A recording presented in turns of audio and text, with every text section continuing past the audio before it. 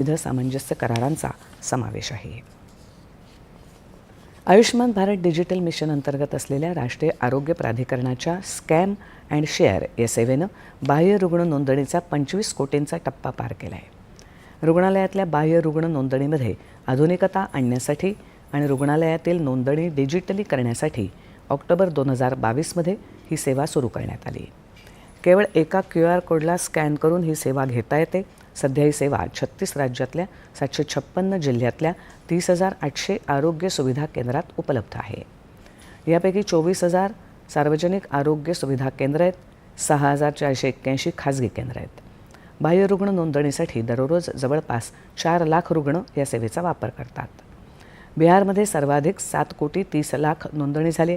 त्यापाठोपाठ जम्मू आणि काश्मीरमध्ये 1,39,00,000 नोंदणी झाली आहे. देशातल्या क्रीडा